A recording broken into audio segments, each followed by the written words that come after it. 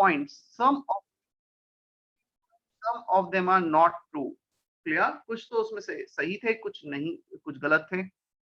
First, atom is the smallest part of a matter which can exist in nature. We can have smaller part than atom like electron, proton, neutron जो atom से भी छोटे हैं. So this point is not true. Atom is spherical and smallest one which can participate in a chemical reaction. वो सबसे छोटा part जो chemical reaction में participate करता है. This is true. Atoms of element are identical with respect to their charge, size and mass. According to this point, जो same elements के atoms होते हैं वो identical होते हैं, and the atoms from different elements they are different from each other with respect to charge, size and mass. Third and fourth point, and both the points are not correct. पहला क्यों correct नहीं है? Due to existence of isotopes. अभी isotopes क्या होते हैं? Atoms with the same atomic number but different mass number. Chlorine atomic number 17, chlorine atomic number 17, one with mass 35, another with mass 37. So दोनों ही chlorine के atom है but they are not identical with their mass. Fourth में atoms of different elements are different with respect to their charge, size and mass. यहाँ पर ये aluminium थोड़ा गलत लिखा है. That should be argon. AR होना चाहिए वो. AR 40, कैल्शियम 40, दोनों का एटॉमिक नंबर अलग है, अलग एलिमेंट से, argon and calcium, but they have same mass. Clear? So first point is not correct, third is not correct, fourth is not correct. चलो, is there any doubt in this thing? No, sir. No, sir. No, sir. Now clear? Gargi? Yes, sir.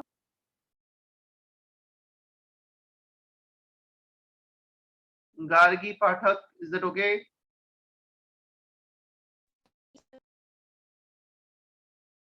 Respond करना है ना जिसका मैं नाम ले रहा हूँ. Mrinal?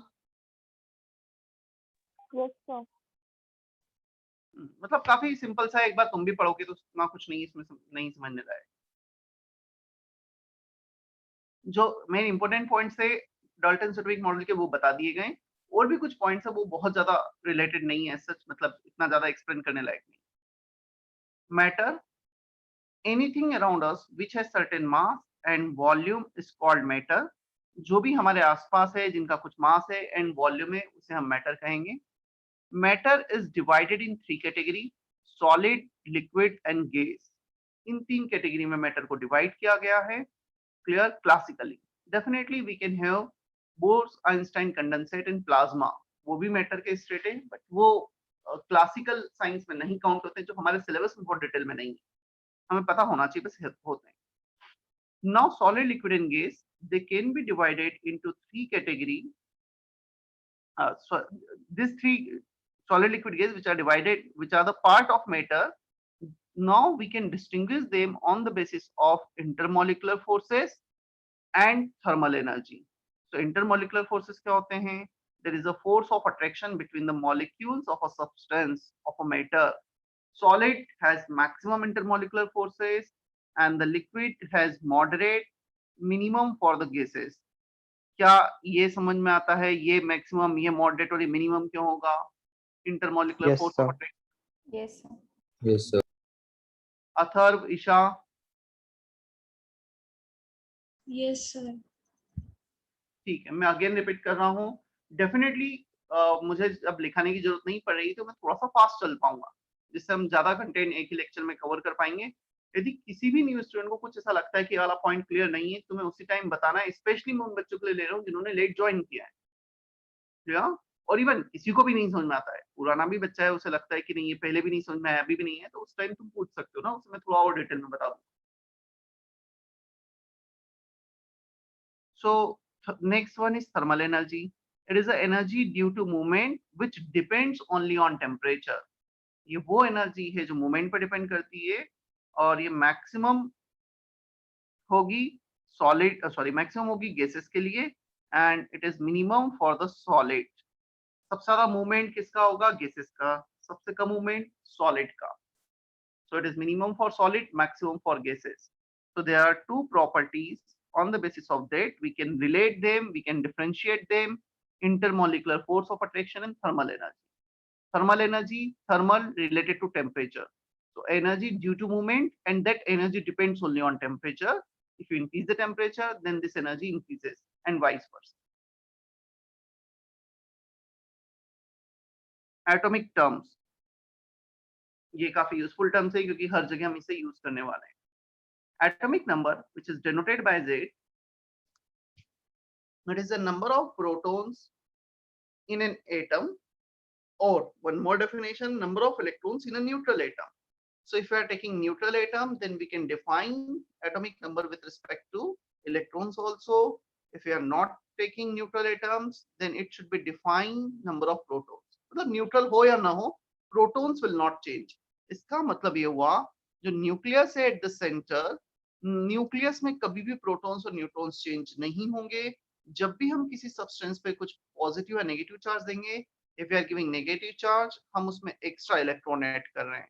If you are taking positive charge, you are removing electron from it. So electron को बाहर ले गए तो positive charge, electron को extra electron लेकर आ गए तो negative charge. Clear? जैसे एक example है यहाँ पर, लिथियम को तुमने Li+ बना दिया, एक इलेक्ट्रॉन रिमूव कर दिया, तो पॉजिटिव चार्ज क्यों बना? Because of removal of electron. Clear? इसका एटॉमिक नंबर 3 है. Li का Li+ में भी 3 प्रोटॉन है, इसमें प्रोटॉन्स चेंज नहीं हुए, हमने एक इलेक्ट्रॉन कम किया है. क्या इतना समझ में आता है हमें क्यों पॉजिटिव नेगेटिव चार्ज होगा? It is not due to excess of electron, it is just due to excess or deficiency of electron. If the electron deficiencies are there, then positive charge. If electrons are present in excess, then it will be negative charge. Right? Yes, sir.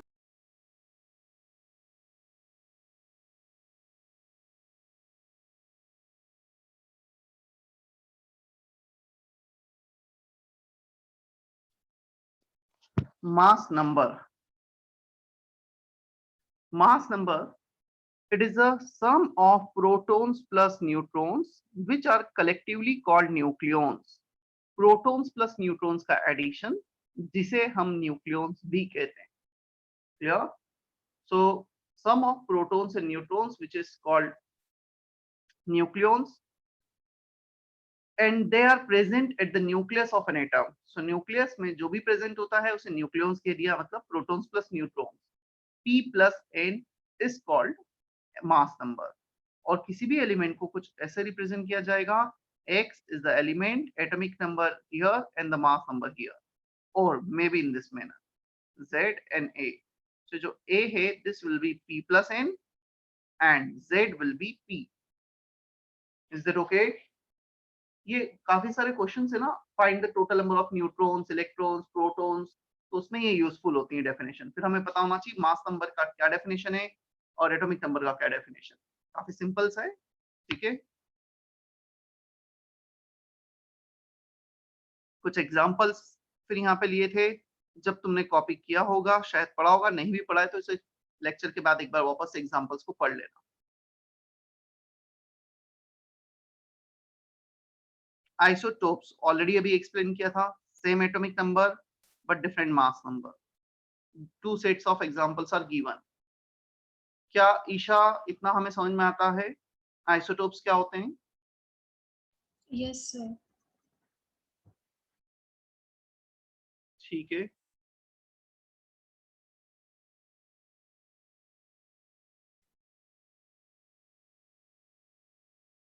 Isotopes के बाद second term आता है isobar, that we have already seen isobar also. Isobar same mass number but different atomic number. यहाँ पर mass number same आ गया है, atomic number different आया है. 2 or more atoms of different elements. When we have different atomic number, element should be different with same mass number but different atomic number. So some examples are given. All these have same mass number 40, but the atomic number is different, 18, 19 and 20, right? Isotones, the word iso means something is same, something is similar. Isotopes में atomic number same, isobar में mass number same, isotones में number of neutrons are same. 2 or more atoms of different element with same number of neutrons. So A minus Z ये same होगा, mass number minus atomic number. मतलब mass number क्या होगा isotones में, p plus n, atomic number will be p, so p minus क्या, ये p cancel, number of neutrons will be same. Clear? चलो example देखते हैं हम। Hydrogen 13, helium 24, how many neutrons are present in tritium? Hydrogen का जो 13 isotope है, mass number 3 है, वी कॉल इट ट्रिटियम। हाँ मृत्युंजय, कितने होगा इसका number of neutrons?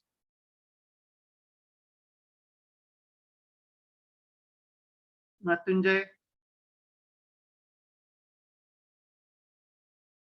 Sir, you are not audible. मतलब अभी या हमेशा से ही?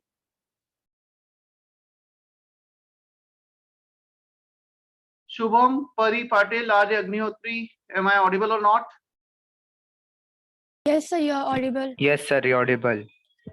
Yes, sir, you are audible. ठीक है, तो किसने बोला था? मृत्युंजय नहीं बोला था? Mrityunjay, can you hear me now?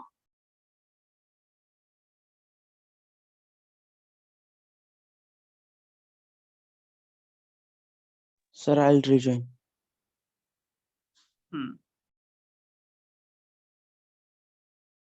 चलो शौर्य,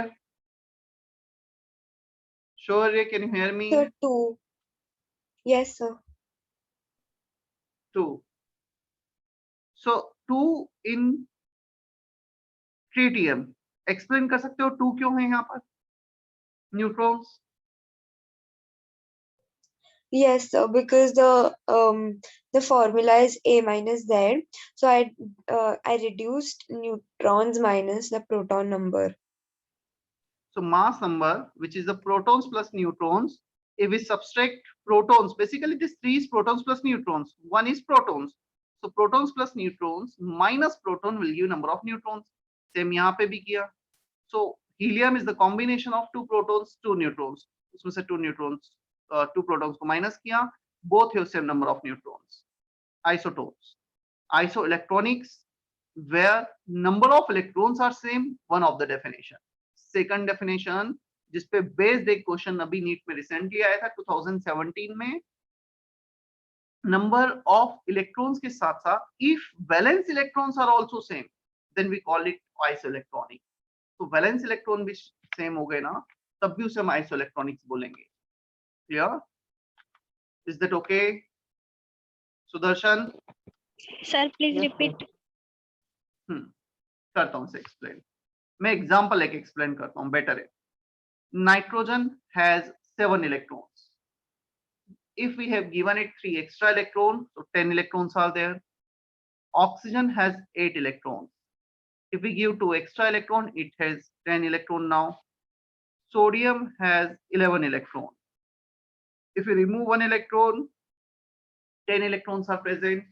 So all these 3 are isoelectronic, same number of electrons. Now I'm saying organ is also isoelectronic with them. Organ में तो 18 electrons हैं, but in the outermost shell of nitrogen, it has 8 electrons. 2, 8. ये configuration होगा, 2 electrons in first shell, 8 electrons in second shell. 2, 8. 2, 8. Organ का configuration होगा 18, 2, 8, 8. क्या यहाँ पर outermost electron मैच कर रहे हैं सभी के? 8, 8, 8. Organ के भी 8, 8. Yes. So by this definition, when the number of outermost shell electron, that is valence electrons, are same, we call it isoelectronics. Clear? Aradhya? Yes, sir. Yes, sir. Sir, can we include our neon in this? हाँ, neon तो लिया ही है ना, even written here, neon लिया ही है, right? Yes.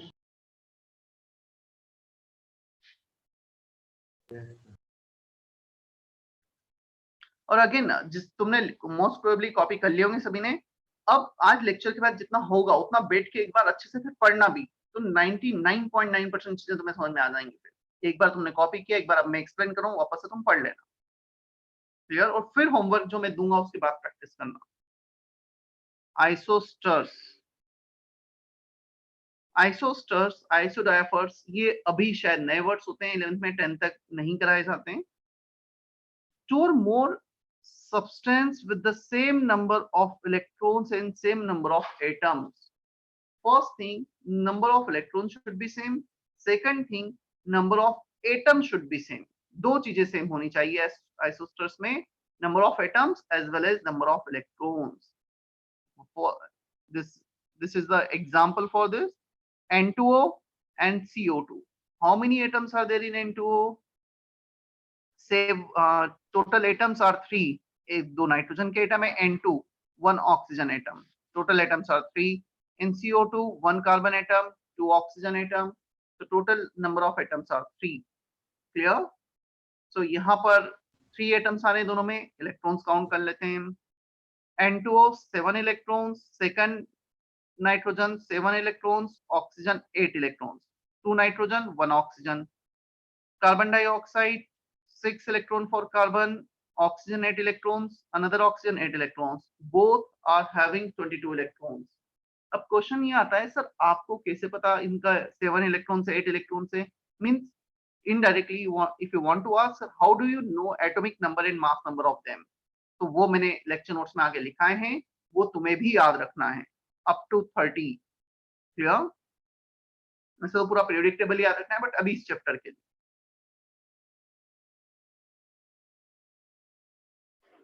क्या आइसोस्टर्स clear हैं सभी को? Yes, sir. Yes, sir. Yes, sir. मैं फिर से रिपीट कर रहा हूँ, किसी भी बच्चे को कुछ नहीं समझ में आता है, again this covering and revision lectures is for you, कि तुम्हें कुछ नहीं समझ में आया तो तुम क्लियर करो. स्पेशली न्यू स्टूडेंट, तुम अनम्यूट कर सकते हो, चैट बॉक्स में लिख सकते हो कहीं भी कुछ भी नहीं समझ में आता है.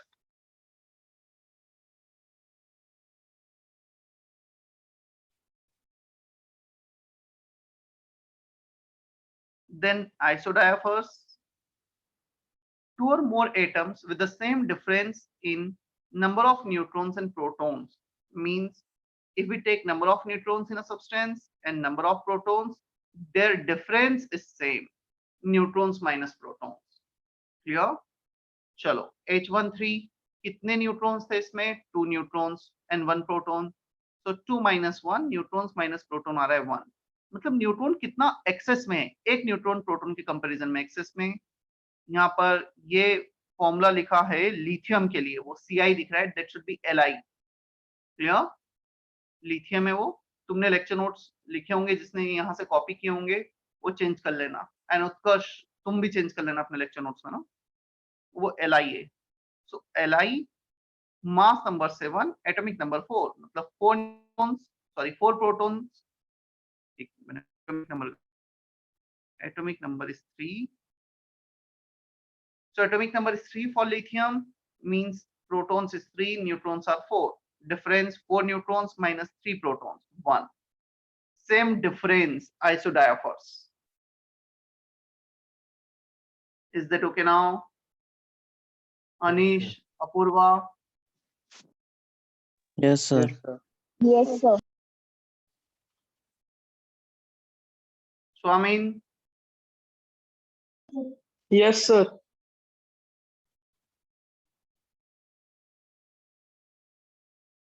Atomic mass unit, AMU. Atomic mass unit is defined as 1/12th mass of carbon 12 atom. So if we take one carbon 12 atom, उसको हम एक carbon atom के mass को if you divide by 12, you will get exactly mass which is equivalent to 1 AMU. Clear? अब question आता है, एक carbon 12 atom में क्या क्या होगा? One carbon 12 atom has 6 protons, 6 electrons and 6 neutrons.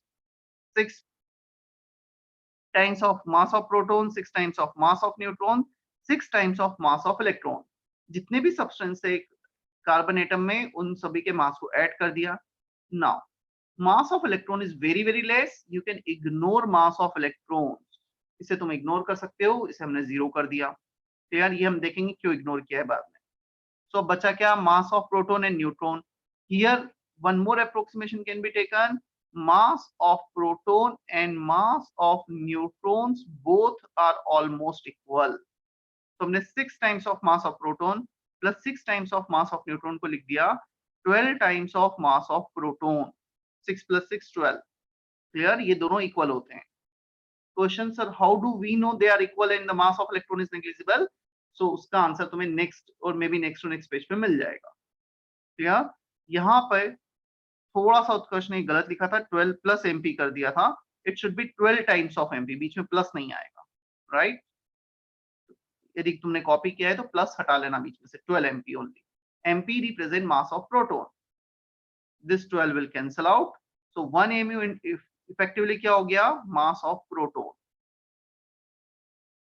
और मास ऑफ प्रोटॉन कितना होता है वो भी हम देखेंगे। देखो, अभी के लिए तुम्हें क्या ध्यान रखना है, 1 mu atomic mass unit which is unit of mass, वो कितना होता है? If you take 1 atom of carbon, clear, एक एटम कार्बन को लिया, उसके मास को हमने चेक किया कितना है उसका मास, और उसको 12 से डिवाइड कर दिया, this is equivalent to 1 mu। Clear, so atomic mass unit is what? You just need to take mass of one atom of carbon और उसको 12 से डिवाइड करना है। अब उसके बाद यहाँ पे जो कैलकुलेशन किया गया है वो ऐसा कुछ किया गया है, what is the mass of one atom of carbon? So carbon के एक एटम में 6 प्रोटॉन्स हैं, it contains 6 neutrons and 6 electrons. तो इन सारे मास को ऐड कर देते हैं, उसको 12 से डिवाइड कर देंगे, ये 1 mu हो गया। So this is negligible and this two are equal, तो इन दोनों को हमने लिख दिया 12, 6 + 6 12 times of mass of proton. Neutron को भी मास ऑफ प्रोटॉन से रिप्लेस कर दिया, सो ऊपर 12 नीचे 12, 12 कैंसिल हो गया, इफेक्टिवली वो आ गया मास ऑफ प्रोटॉन। क्या अभी क्लियर है इतना? Yes, sir. Krishna, Gargi? Yes, Yes, sir. sir. Yes, sir. Yes, sir.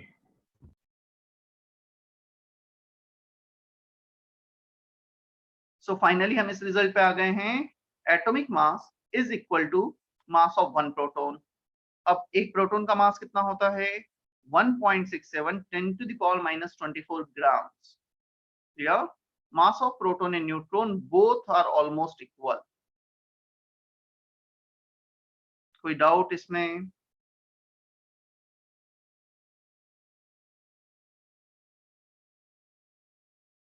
चलो, इसके बाद mass and atomic number of elements.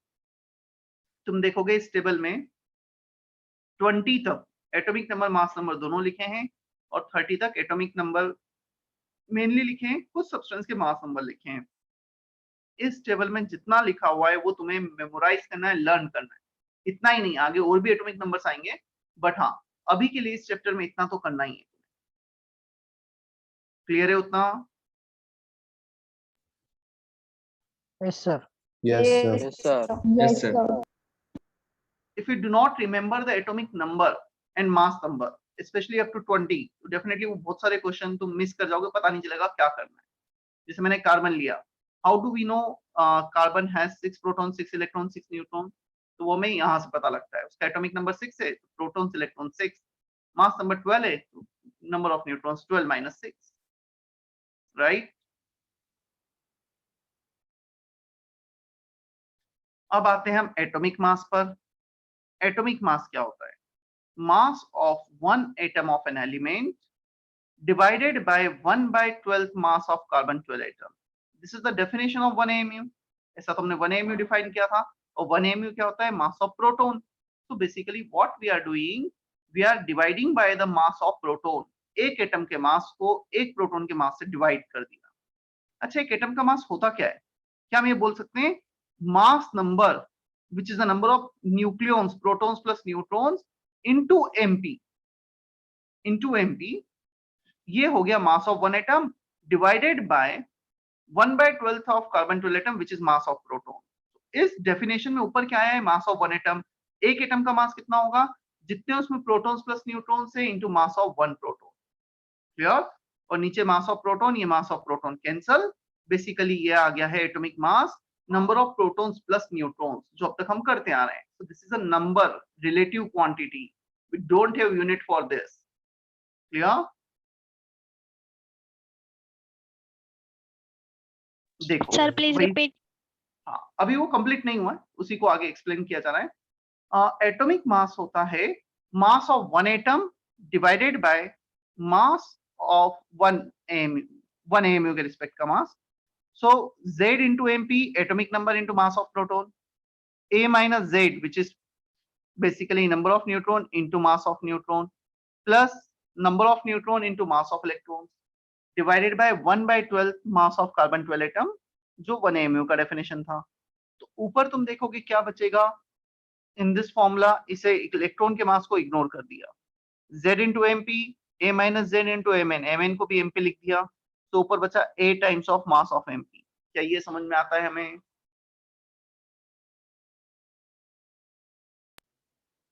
Yes, sir. Please repeat कर. सर मैं इसको बोर्ड पे एक्सप्लेन करता हूँ ना, atomic mass and gram atomic mass को. अभी तक वो टेबल क्यों नहीं आई इलेक्ट्रॉन प्रोटॉन न्यूट्रॉन के मास की? कहाँ पे बनवाई गई थी वो?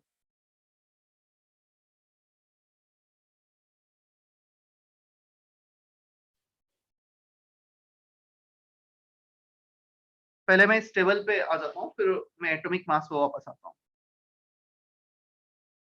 प्रोटॉन का मास इतना होता है that we need to learn 1.673 10 to the power minus 27 kg and minus 24 grams. kg को ग्राम में कन्वर्ट करोगे 1000 का मल्टीप्लाई कर दिया है. You can observe here mass of neutron is 1.675. वो 1673 था, 675 है. मतलब 2 डेसिमल तक मैच कर रहा है वो. minus 27 kg, minus 24 gram. But the mass of electron is quite less, 9.1 10 to the power minus 31 kg, 9.1 10 to the power minus 28 grams. तो जहां पे minus 27 था वो minus 31 आ गया, मतलब 10 to the power 3 का डिफरेंस आ रहा है. और 10 to the power 3 का डिफरेंस आना मतलब ऑलमोस्ट 1000 टाइम्स का डिफरेंस आना. तो इलेक्ट्रॉन का मास 1000 टाइम्स, एग्जैक्टली यदि मैं नंबर बताऊं तो 1/1837 टाइम्स होता है. तो 1837 इलेक्ट्रॉन्स मिलकर एक प्रोटॉन या न्यूट्रॉन के मास के इक्वल होते हैं, which is very very less. इसलिए इलेक्ट्रॉन को इग्नोर कर दिया जाता है प्रोटॉन और न्यूट्रॉन के रिस्पेक्ट में. क्लियर? अब ये रिलेटिव मास क्या हुआ? Relative mass, the word relative means we are taking some ratio, mass of the substance upon mass of proton. Proton को रेफरेंस ले लिया है, प्रोटॉन के मास से डिवाइड कर दिया. So when this mass is divided by mass of proton, this is relative mass. This mass is divided by mass of proton, this one is relative mass. When this mass is divided by proton, Neeraj Patil, please mute yourself. Neeraj.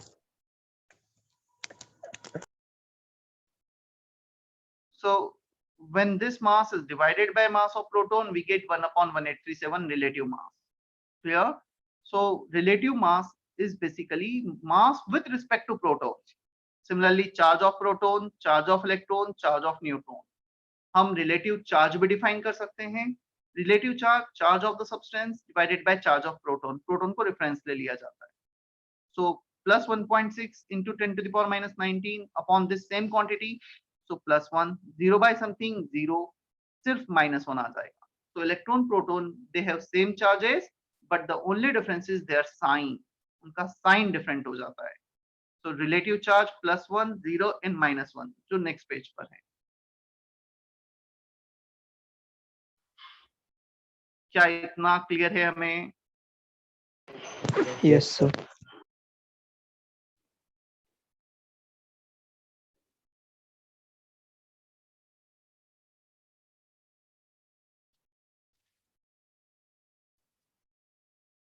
ये table जो है ना, मास charge relative charge तुम्हें याद ही रखना है वो. Clear? Electron proton neutron के charge and mass. Now there are some more particles, alpha, beta and gamma particles. Alpha particles, it is nucleus of helium. Now the question is, helium atomic number is 2, means 2 protons है यहाँ पर. Helium mass number is 4, means 2 neutrons, 2 plus 2 4 हो जाएंगे.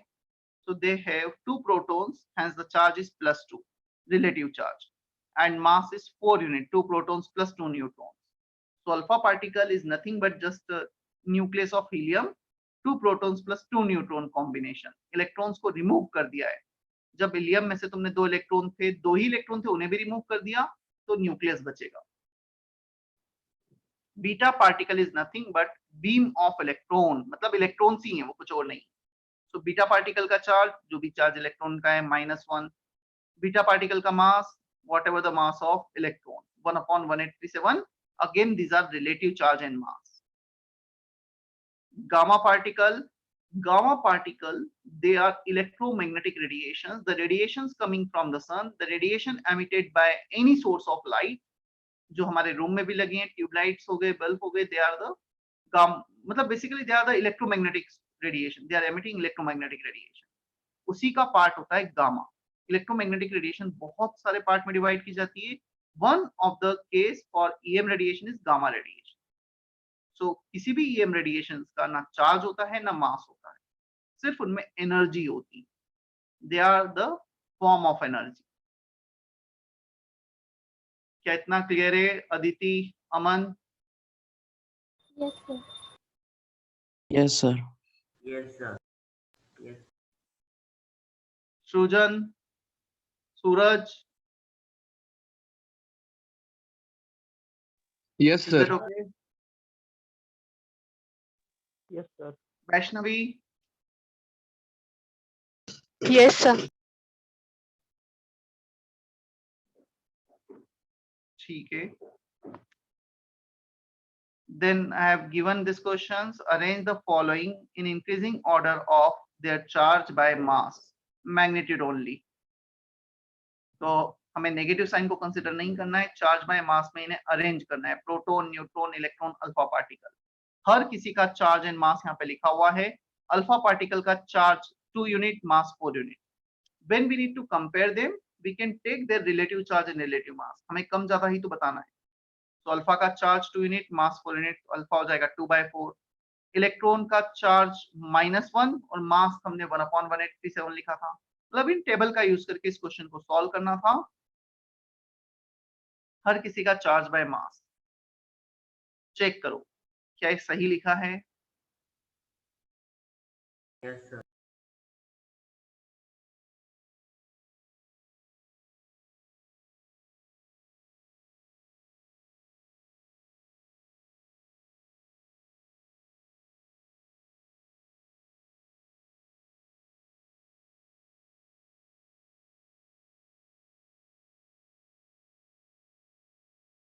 Is that okay?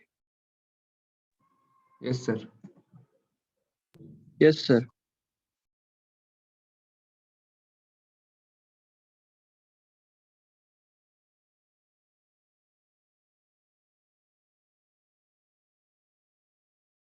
Positive charge on an element is means less electrons are present. Negative charge means extra electrons are present.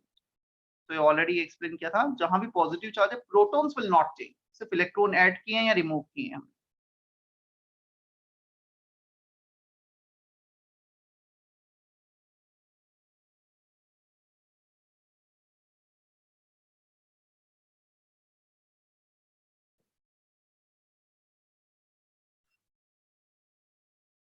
ठीक है, मैं अब थोड़ा बोर्ड पे एक्सप्लेन करता हूँ.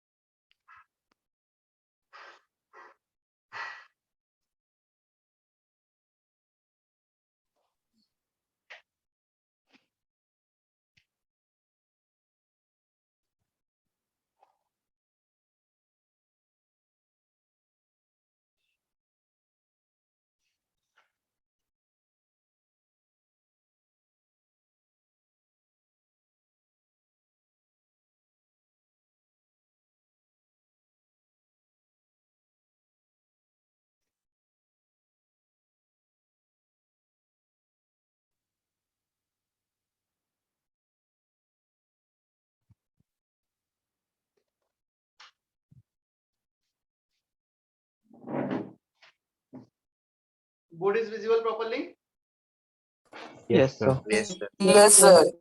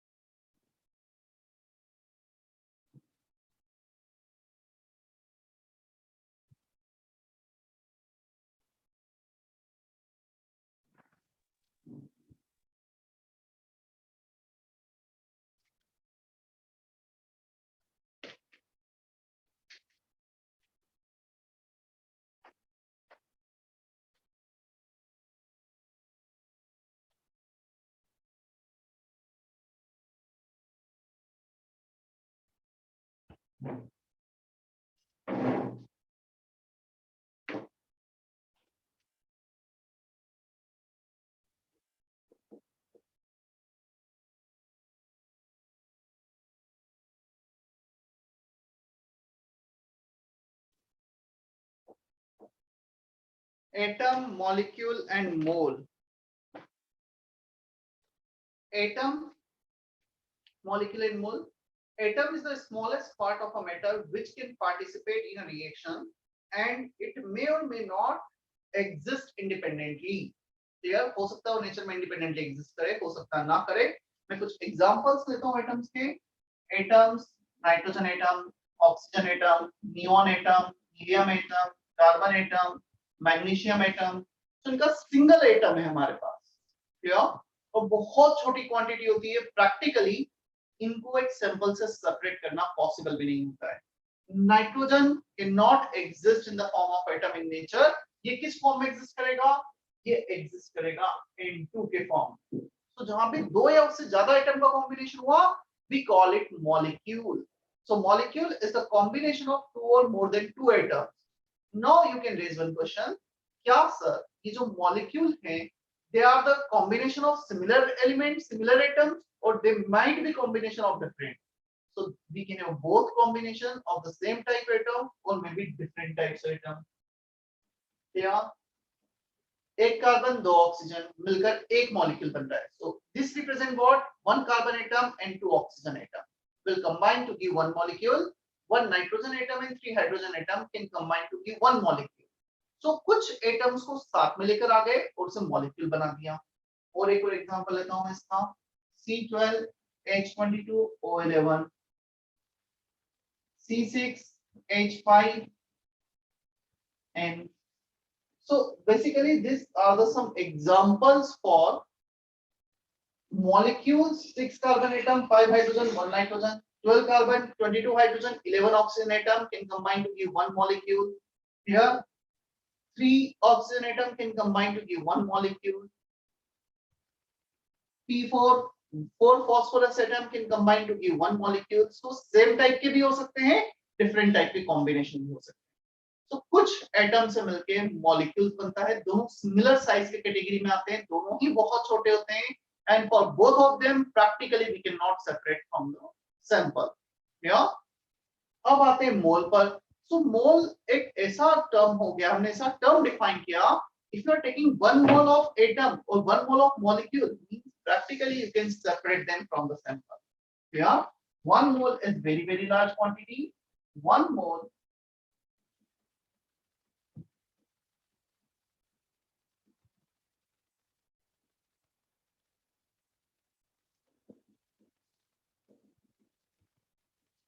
One mole of atom कहा means 6.02 10 to the power 23 atoms. 1 mole of molecule 6.02 10 to the power 23 molecules. 1 mole of any substance, this many substance. 6.02 10 to the power 23 substance. So 1 mole of anything is basically defined as Avogadro's number of particles, which is denoted by Na. Avogadro's number भी कहा जाता है. वो कल का lecture भी तुमने attend किया होगा, सभी ने तो देखा होगा. मैंने एवोगैड्रोस नंबर Na बहुत बार यूज किया था. So 1 mole is a unit to quantify something. 1 mole marker, Avogadro's number of marker. 1 mole of anything, 1 mole of books, Avogadro's number of books. 1 mole electron, this many electrons. तो जब भी हमें कुछ ऐसा calculation करना होगा ना, हम क्या करेंगे? सबसे पहले हम मोल्स निकालेंगे. मोल्स के बाद मॉलिक्यूल से तो उस पे जाएंगे, मॉलिक्यूल से एटम पर जाएंगे. क्लियर? हाँ, यदि डायरेक्टली तुम्हें मोल्स ऑफ एटम दे रखा है तो फिर डायरेक्ट एटम पे आ सकते हो। मोल्स ऑफ मॉलिक्यूल्स दे रखा है तो पहले मॉलिक्यूल्स कैलकुलेट करेंगे, फिर एक मॉलिक्यूल में 3 एटम, एक कार्बन 2 ऑक्सीजन, ऐसा कुछ कैलकुलेशन परफॉर्म। क्या हमें ये पिक्चर क्लियर है? एटम, मॉलिक्यूल, मोल क्या है? Yes sir. Yes, sir. Mrityunjay is there or not? Yes, sir. I'm there. अभी आवाज आ रही है प्रॉपर मृत्युंजय? Yes, sir. अभी आ रही है आवाज। ठीक है। सो एटम एंड मॉलिक्यूल बहुत छोटे पार्ट है किसी भी मैटर के, and we can not separate them from a sample, while this is very very large part and we can separate from a sample in comparison to this. ऐसा नहीं कि बहुत बड़ा है, इनके कंपैरिजन में बड़ा है। If you take 1 mole hydrogen atom means 1 gram of hydrogen, तो ऐसा ये भी नहीं कि बहुत बड़ी क्वांटिटी है। Yes, but with respect to one atom or few atoms or few molecules, it is very very large, 10 to the power 23 में चले गए।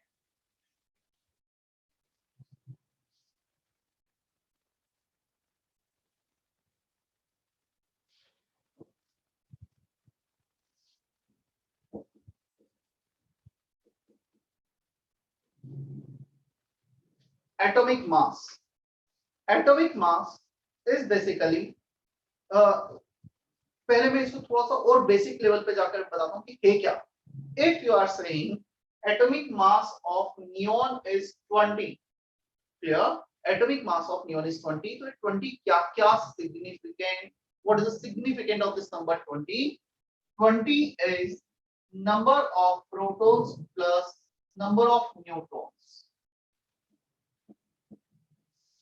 पहला सिग्निफिकेंट है इस 20 नंबर का, it is the number of protons plus number of neutrons.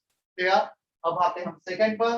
This 20, if you right this 20 with unit AMU, this represent mass of one atom of neon। यदि इस 20 को तुम AMU के साथ रख रहे हो तो एक एटम के मास को रिप्रेजेंट कर रहा है। क्यों ऐसा हो रहा है?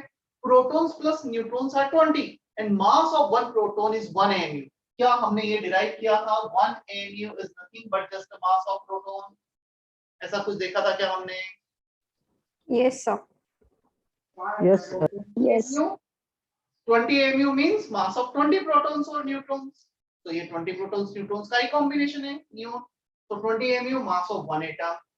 अब क्वेश्चन आता है, sir if you want to find out mass of 1 mole atom, तो वो क्या होगा? 20 grams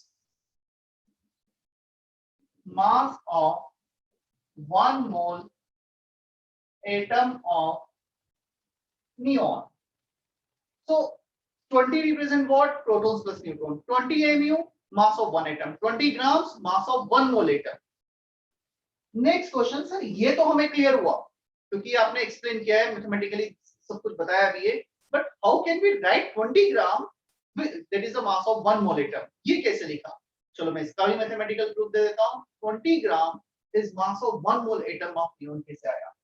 एक एटम का मास 20 AMU, मुझे चाहिए 1 मोल एटम का मास। For 1 atom it is 20 AMU, for 1 mole you just need to multiply by Avogadro's number। Can we say that if you multiply by Na you will get mass of 1 mole? हमें एक मोल का मास चाहिए, एक atom का, into number of atoms per mole, right? Yes, sir.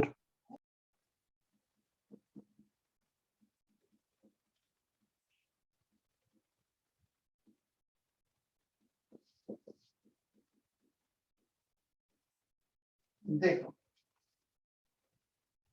20 as it is, 1 AMU को ग्राम में convert किया। 1 AMU means mass of proton 1.67 10 to the power minus 24 grams। Na का वैल्यू रखा 6 into this is 5 by 3, 5 by 3 into 6 is 10। ये दोनों मिलके 10 आ रहे हैं। क्लियर? इनका प्रोडक्ट 10, इनका product 10 to the power minus 1 minus 24 plus 23, so minus 24 plus 23 add हो जाएंगे पावर में, तो इन दोनों का एडिशन, इन दोनों का प्रोडक्ट आ रहा है 10 to the power minus 1, इसका आ रहा है 10 to the power plus 1। क्या ये पूरी क्वांटिटी मिलकर 1 हो जाएगी क्या? 10 to the power plus 1, 10 to the power minus 1, 10 to the power 0 which is 1। क्या इतना समझ में आता है? पूरा मिलके 1 हो रहा है। Yes, sir. Yes, Yes, sir. बच जाएगा ग्राम, तो 20 Yes. ग्राम आ गया, राइट। अब क्वेश्चन आता है, ये तो काफी अच्छा सा कॉम्बिनेशन मिला कि 1 and mass of 1 proton into Avogadro's number 1 आ गया है, यदि मल्टीप्लाई करते हैं। एक्चुअली इसको डिफाइन ही उस वे में किया गया है, ऐसा नहीं है 1 आया, इसको डिफाइन जब स्टार्टिंग में किया गया तो इस प्रॉपर वे में किया गया है कि इनका प्रोडक्ट सेम आ जाए, same number with different units represent different amount of the substance. 20 mass number को जब एमयू में लिख रहे हो तो एक एटम का मास, 20 मास नंबर को ग्राम्स में लिख रहे हो तो एक मोल एटम का मास। ऐसे किसी भी एटॉमिक मास के लिए हो सकता है। ऑक्सीजन 16 मास होता है atomic mass, if you right 16 mu it represent mass of 1 atom of oxygen, if you write 16 gram it represent mass of 1 mole atom of oxygen। थोड़ा सा समझ में आ रहा है कि क्या चल रहा है यहाँ पर। एक एटम का मास एटॉमिक मास इन mu, एक मोल एटम का mass atomic mass in grams, clear. Similarly मैं CO2 की बात करूं, यदि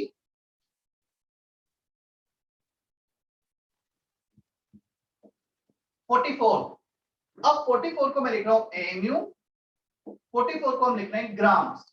क्या लगता है 44 AMU किसको रिप्रेजेंट करेगा in the similar manner? Yes, sir. कौन बताएगा? Mass Charlie of Potter। one atom. Mass of one molecule. Mass of One molecule. 44 AMU One represent molecule. mass of one molecule, and what about 44 ग्राम, वो किसे represent करेगा? Mass of one mole. Mass one mole of one mole. molecule. Mass of one mole atom. Mass of one mole.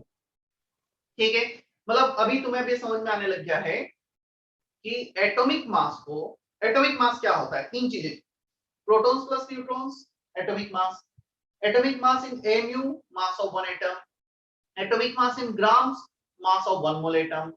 Molecular mass क्या होगा? जितने भी atoms है एक molecule में, सभी का मास का एडिशन, एटॉमिक मास का एडिशन। कार्बन का 12, ऑक्सीजन का 16, दो ऑक्सीजन 16 प्लस 16 32 प्लस 12 44। तो इस एटॉमिक मॉलिक्यूलर मास को एमयू में रिप्रेजेंट किया, एक मॉलिक्यूल का मास। मॉलिक्यूलर मास को ग्राम में रिप्रेजेंट किया, 1 मोल मॉलिक्यूल का मास। Is that okay? Yes, sir. Yes, sir. Yes. Yes, sir.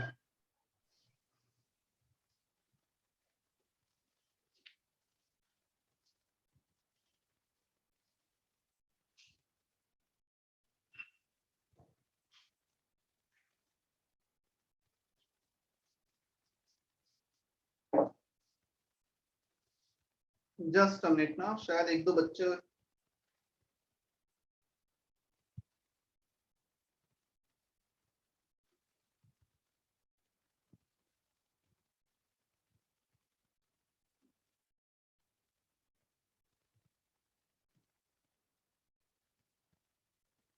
देखो, जब भी तुम व्हाट्सएप पे मैसेज करो ना तो हमेशा अपना नेम और बैच लिखा करो। मतलब अभी एक बच्चे का मैसेज था कि I am can you please send me the link of the lecture link, अब आई डोंट नो बच्चे ने नाम भी नहीं लिखा है, तो हमेशा नेम और बैच स्पेसिफाई कर दिया करो।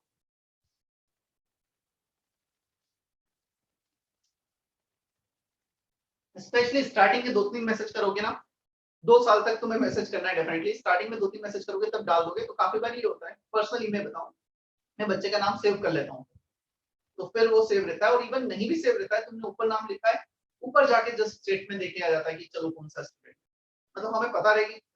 तुमने कोई क्वेश्चन पूछा, पता चला हमने कवर ही नहीं कराया क्लास में, हमें पता रहे किस बेस पे। ओके, सो हमने एटम, मॉलिक्यूल, मोल ये देखा, एटॉमिक मास, मॉलिक्यूलर मास को समझा। अब यहाँ पर एक टर्म आता है gram atomic mass and gram molecular mass. Gram atomic mass is nothing but when atomic mass expressed in grams, it is called gram atomic mass, which represent mass of 1 mole atom of neon. What is gram molecular mass? When gram molecular mass expressed in grams, it is called gram molecular mass, which represent mass of 1 mole molecule. So gram atomic mass, gram molecular mass is nothing but they are the mass of 1 mole atom and 1 mole molecule respectively. Clear? When atomic mass, molecular mass expressed in mu, they represent mass of 1 atom and 1 molecule. और 1 mole पे जाना है तो gram atomic mass, gram molecular mass. Is that okay? Yes, sir. So, Yes, sir.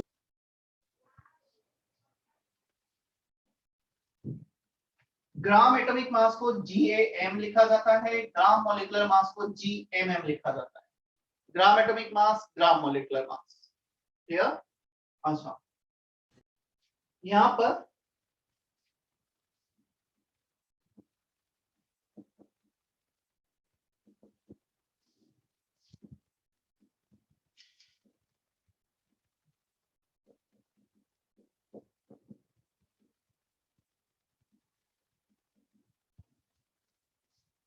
Atomic mass का one of the definition था जो काफी बच्चों ने पूछा था, सर वापस बताइए। Atomic mass, mass of one atom upon 1/12 mass of carbon 12 atom. Scientifically जाएंगे तो ऐसे कुछ डिफाइन किया गया है। अब एक एटम में होते क्या है? Protons, neutrons, electrons. तो इलेक्ट्रॉन्स का मास तो 1/1837, ऑलमोस्ट 1/2000 टाइम्स होता है प्रोटॉन न्यूट्रॉन से। तो इलेक्ट्रॉन के मास को तुम काउंट ही नहीं करेंगे। बचा क्या? प्रोटॉन्स और न्यूट्रॉन्स, उसका मास। तो वन एटम में कितने प्रोटॉन्स होंगे, न्यूट्रॉन्स होंगे, दोनों का मास है, और कितने प्रोटॉन्स न्यूट्रॉन्स होंगे जो उसका मास नंबर है into mass of one proton. Here mass of one atom is number of nucleons into mass of one nucleon upon 1/12 mass of carbon 12 atom। ये डेफिनेशन किसकी? 1 mu। 1 mu कितना होता है? Mass of one proton. Clear? तो ये MP cancer. So atomic mass scientifically ऐसे कुछ define किया गया है, आईपीएससी ने ये डेफिनेशन एक्सेप्ट की है। क्लियर? और ये इफेक्टिवली आता है protons plus neutron, that is mass. अब तुम इस mu का, this is the definition of 1 mu, तुम्हें मास ऑफ वन एटम चाहिए, एटॉमिक मास इनटू 1 mu। तो एटॉमिक मास को जब mu में रिप्रेजेंट करोगे तो एक एटम का मास तो ऑलरेडी देख लिया है। क्या अभी क्लियर है definition?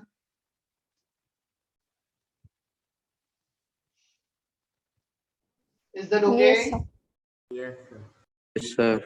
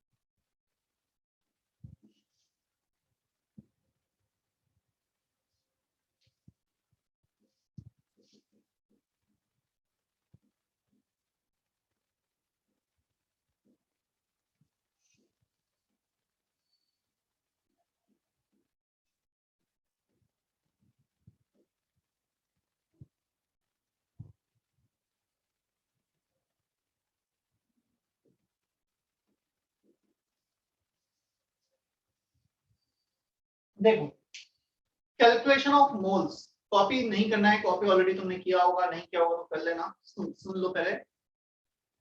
Number of moles, we have three formula here for the calculation of moles. First, weight upon molar weight. Second, number of particles upon Avogadro's number. Third, volume of gas in liter upon 22.4.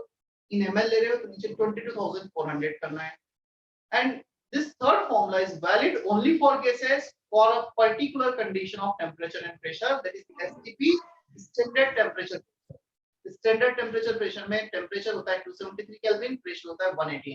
वैसे NCERT के according ये 1 बार होता है, but बहुत नहीं, मतलब आज से कुछ 10-20 साल पहले एसटीपी को ये एज्यूम किया जाता था. तो अभी के लिए अप्रोक्सीमेटेड दोनों सेम ही हुई, हम ये ले रहे हैं.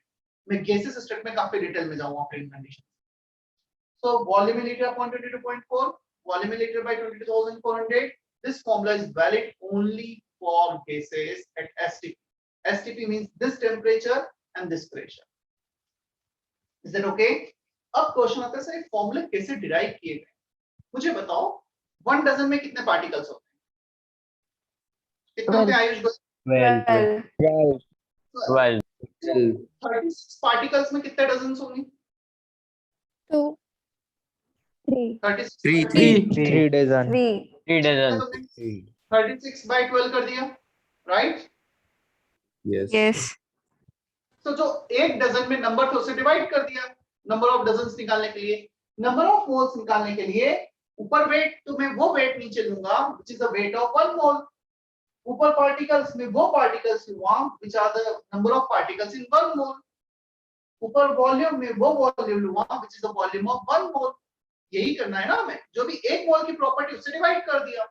जो 1 डजन में 12 थे, 12 से डिवाइड किया था तुमने, तो मोलार वेट से डिवाइड किया एवोगैड्रोस नंबर से 22.4 से, number of particle by Avogadro's number which is the number of particle in 1 mole, molar weight which is the mass of 1 mole. ऊपर ग्राम, तो ये भी ग्राम में मास ऑफ 1 मोल होगा. नीचे 22.4 which is the volume of gas of 1 mole at STP condition. क्या अभी ये फॉर्मूले क्लियर है सभी को? Yes, sir. Yes, sir. Yes, sir.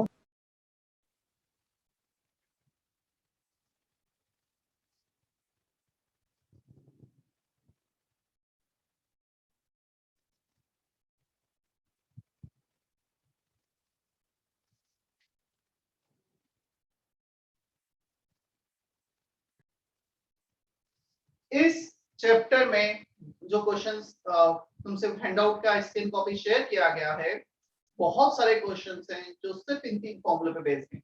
और काफी बार तो इन 3 फॉर्मूलों को इक्वेट करके यूज करना होता है. Weight by molar weight, n upon n. इन दोनों को इक्वेट करके इतने सारे क्वेश्चंस बनते हैं. तुम्हें वेट दिया है, नंबर ऑफ पार्टिकल्स निकालने हैं, wait by molar weight into n. Clear? Basically number of moles into n है. तुम कर क्या रहे हो? नंबर ऑफ मोल्स कैलकुलेट किया, वेट बाय मोलार वेट से इनटू n किया, नंबर ऑफ पार्टिकल्स n दिया है, वेट निकालना है. तो इनको इक्वेट करके बहुत सारे क्वेश्चंस. कल शाम को जब मैंने होमवर्क डिस्कशन किया था, मतलब वो पता नहीं तुम्हारा होमवर्क था, मेरा होमवर्क था, जिसका भी था, तो तुमने देखा होगा मैंने मैक्सिमम में ये क्वेश्चन ये यूज किया था, right? Yes, sir. Yes, sir. चलो अब कुछ क्वेश्चंस करते हैं हम मोल्स कैलकुलेशन पर.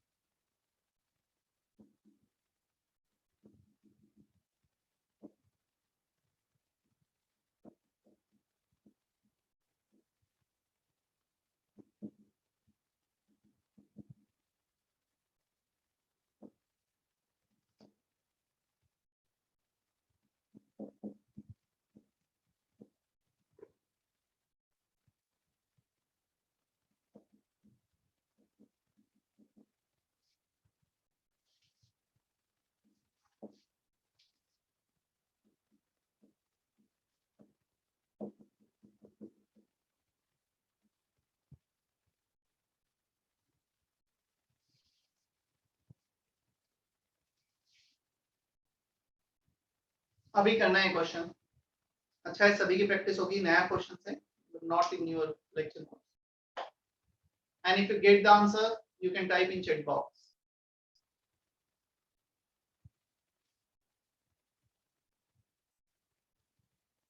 You also have a covering lecture of physics today, right?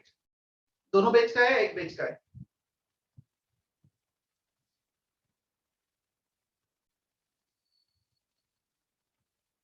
Sir MB का है.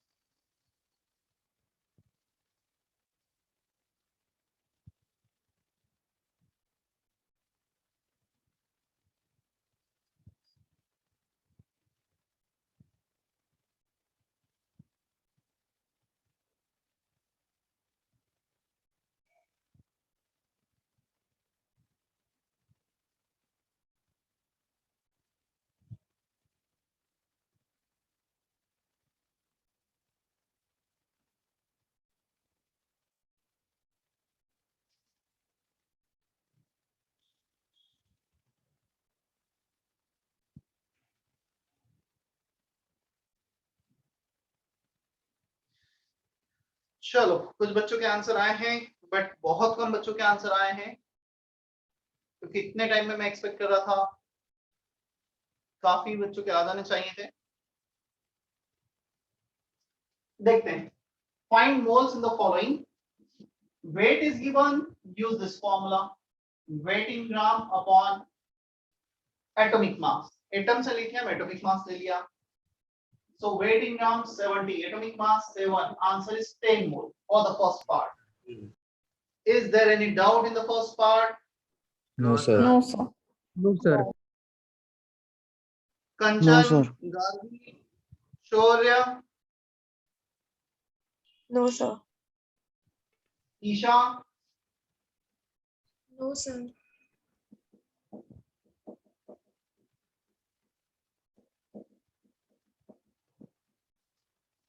so number of particles are given, number of moles, number of particles upon Avogadro's number. This is 1 by 2, this is 10 to the power 25 minus 23. 23 denominator में, numerator में जाएगा minus sign के साथ। So 100 बचा 10 to the power 2 by 2, 50 moles. Second part is okay. Sir, please repeat. Number of particles are given here.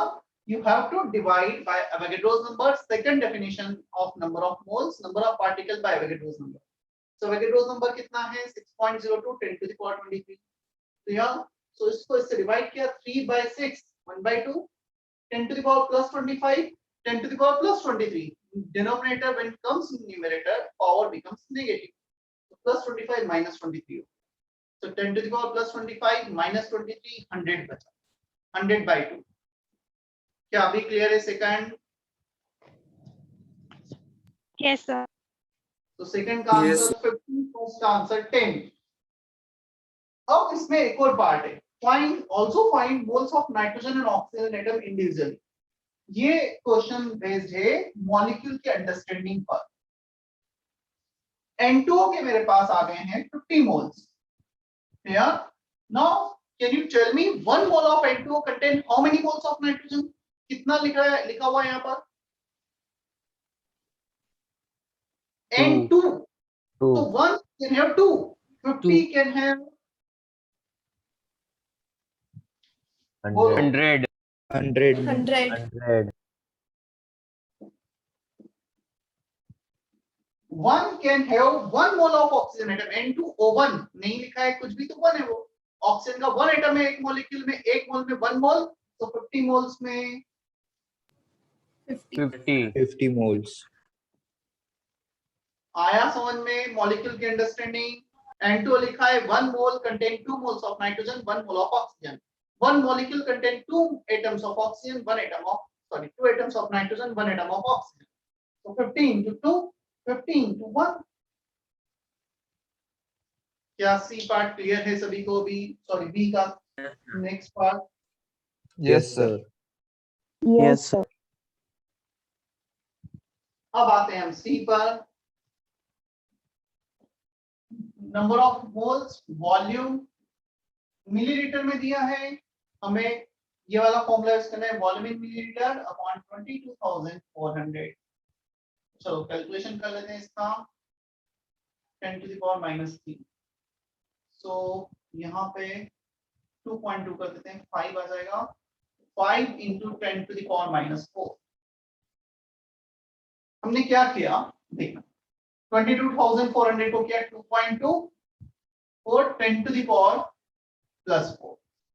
So 11.2 upon 2.24 ये आता है 5 exactly। 112 upon 22.4 check कर लेना, ये आएगा 0.5 sorry 5 11.2 upon 2.2।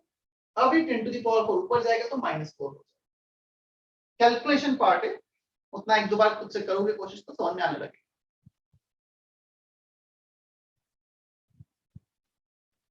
Is that okay? Kartika, Laranya, C part.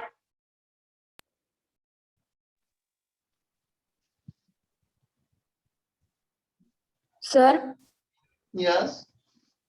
sir, can you please again explain the C part? Calculation बताओ या formula बताऊं? पहले तो बताओ मुझे। Sir, calculation. 11.2 upon 22,400. चलो कैलकुलेशन देखो इसका।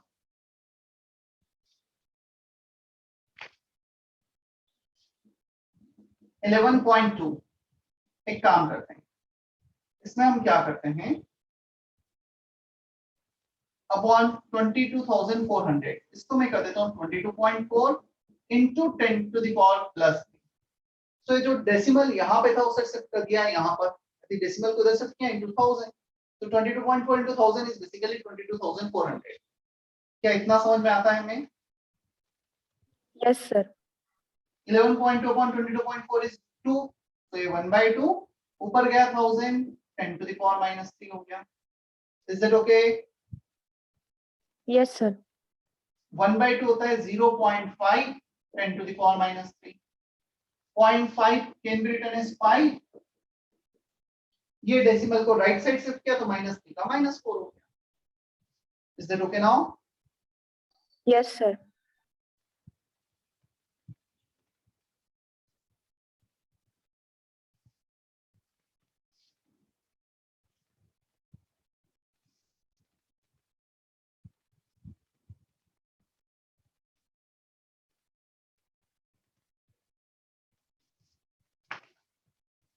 D part 14 gram of nitrogen.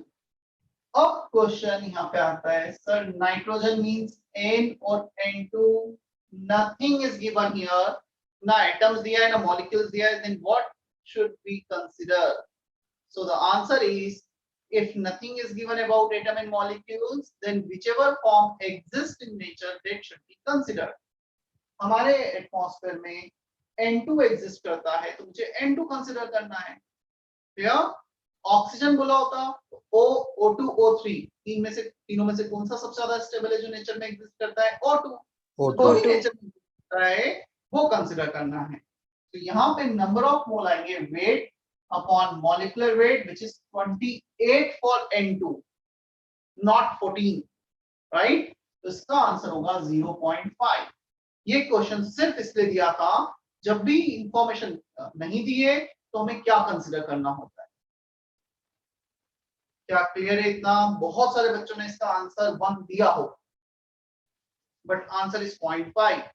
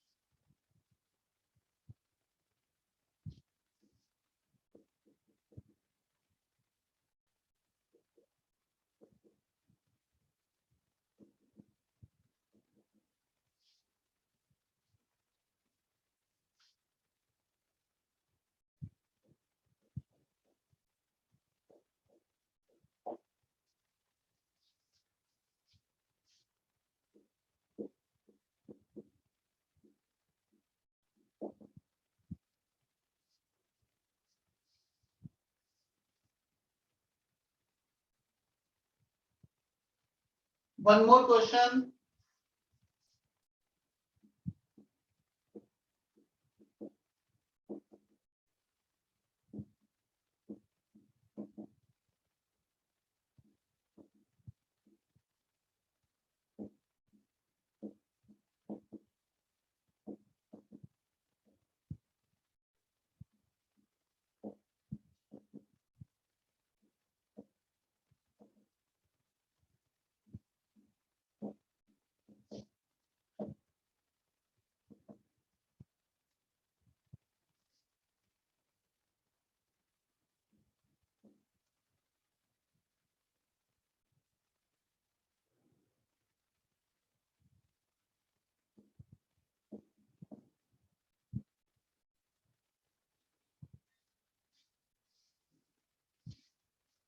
इतने पार्ट कैलकुलेट करने।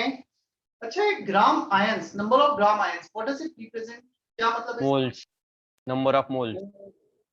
ग्राम atom, gram molecule, gram ion they represent 1 mole of the substance. ध्यान रखना है हमें, मैं लिख देता हूं यहाँ पर 1 gram atom, gram molecule, gram ion, ये टुगेदर रिप्रेजेंट करते हैं 1 mole of the substance. Gram atom है 1 mole atom, gram molecule 1 mole molecule, gram ion 1 मोल आयन। तो जब भी ग्राम एटम, ग्राम आयन, ग्राम मॉलिक्यूल एक साथ लिखे हैं वो 1 मोल को रिप्रेजेंट करते हैं। या so number of gram ions means number of moles of ions. Hope sulphur oxygen का एटॉमिक नंबर, मास नंबर सभी को पता होगा। क्लियर, उसका यूज आएगा। बता देता हूं, चलो 16, 32, ऑक्सीजन 8 and 16।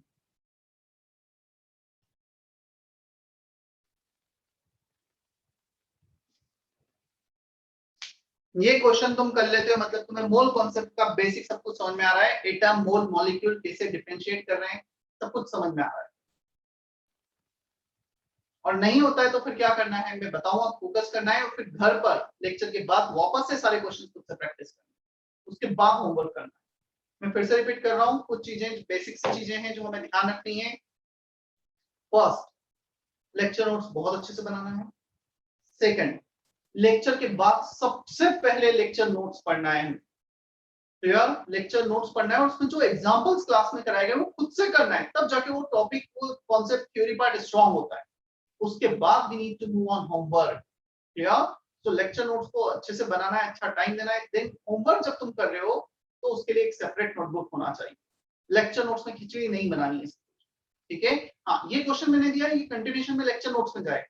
बट कोई क्वेश्चन यदि मैं बुकलेट से दे रहा हूँ, शेयर जो भी तुम्हें बुकलेट से हैंडआउट्स मिले वहां से दे रहा हूँ, तो फिर तुम्हें उसे होमवर्क नोटबुक में लिखना है। You don't need to write questions from that booklet, already है वो बुकलेट में, क्यों हम अपना टाइम खराब करें। उसमें से एक्सरसाइज, क्वेश्चन नंबर और उसका सॉल्यूशन, और जो सॉल्यूशन नहीं आया होमवर्क में उसे जगह छोड़नी है और फिर डाउट में डिस्कशन में इन्वॉल्व।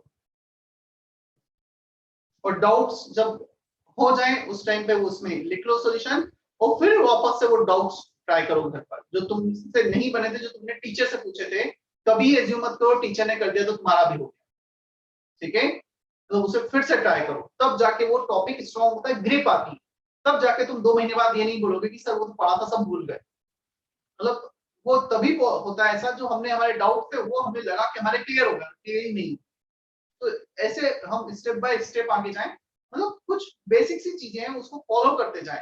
नो डाउट 10 तक हमारा ये मोड नहीं होता है, क्योंकि मैक्सिमम चीजें हमसे बनती हैं, इतने डाउट्स ही नहीं रहते। अभी हम जेईई नीट की प्रिपरेशन कर रहे हैं, थोड़ा सा एक्स्ट्रा एफर्ट डालने पड़ेंगे। जो एक रेजिस्टेंस है ना, एक मोनोटोनस वे या हम ये बोले ऑर्थोडॉक्स वे जिससे हम पढ़ाई करते आ रहे हैं, तो थोड़ा सा चेंज करने की जरूरत है। और जब तक हम सोचेंगे नहीं, खुद से कोशिश नहीं करेंगे, पॉसिबल नहीं होता है।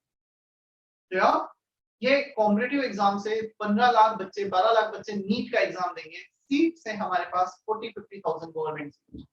आईआईटी के 10-11 लाख बच्चे एग्जाम देंगे, सीट से 20,000। तो थोड़ा सा कंपटीशन ज्यादा है, स्ट्रगल है, डेफिनेटली हमें बहुत छोटी छोटी चीजें ध्यान रख के आगे बढ़ना पड़ेगा, तब हम इन चीजों को सही कर पाएंगे 2 साल। और अगेन ऐसा भी नहीं रॉकेट साइंस, सब सिंपल सी बेसिक सी चीजें हैं, टीचर बता रहे हैं, थोड़ा सा दिमाग में रखना और उसको फॉलो करना है। ये रेजिस्टेंस होता है बस एक, तुम क्या मैं भी हूं। मैं तुम्हें बताता हूँ, लास्ट ईयर जब ऑनलाइन में स्विच हुए, मैं पिछले 10 सालों से ऑफलाइन पढ़ा रहा था, तो एक मेंटली रेजिस्टेंस आता है। 3 से 4 दिन, 5 दिन, 10 दिन तो ऐसा लगा कि हम क्या कर रहे हैं, क्यों पढ़ा रहे हैं, मतलब एक कंफर्टेबल ही फील नहीं हुआ। ऐसा लग रहा है कि कुछ मतलब ना पढ़ाने में फील आ रही है, ना कुछ हो रहा है। तो वो एक रेजिस्टेंस रहता है स्टार्टिंग का, क्लियर। तो स्टार्टिंग के रेजिस्टेंस को हर किसी को ब्रेक करना हो, इसी के लिए भी थोड़ा सा ध्यान रखो, मतलब चीजें चेंज करनी पड़ेगी, जैसा टीचर बता रहे हैं वैसा करना पड़ेगा। रेगुलर वे में जाओगे तो पता चलेगा 6 महीने आप जहां थे वहीं रह गए।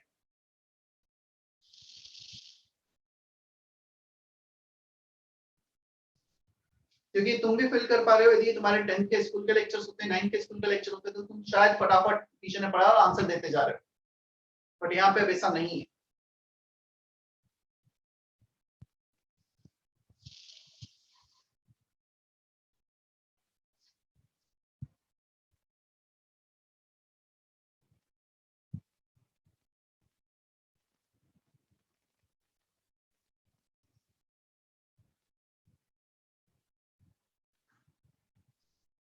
और लेक्चर थोड़ा सा मतलब ऐसा नहीं है ना 1 और 50 मिनट का है, कवरिंग लेक्चर था, इसलिए मैंने टाइम इतना दिया था, start from 9 o'clock. Ending time जब खत्म हो जाएगा.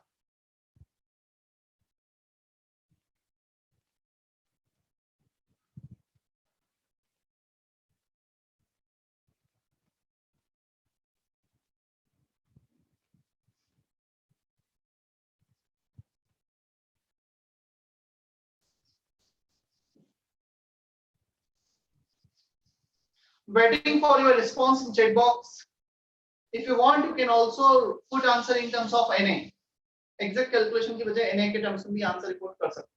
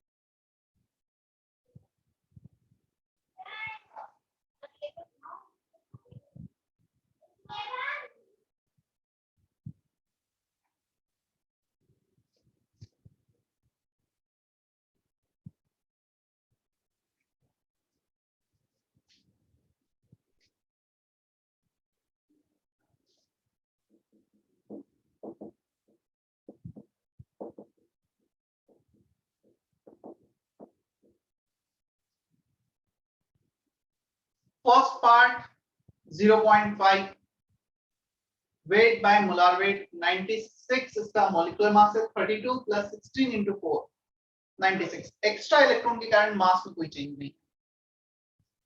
Number of ions के लिए इन दोनों definition को equate कर दो.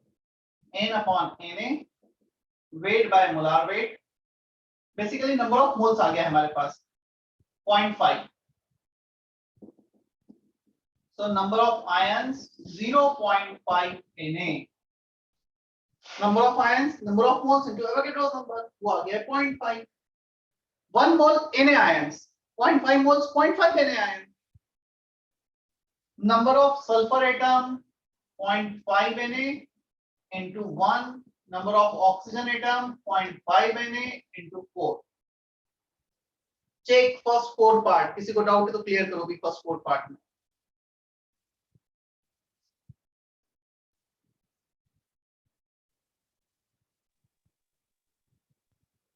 Neeraj, Nachiket, is that okay? First 4 part.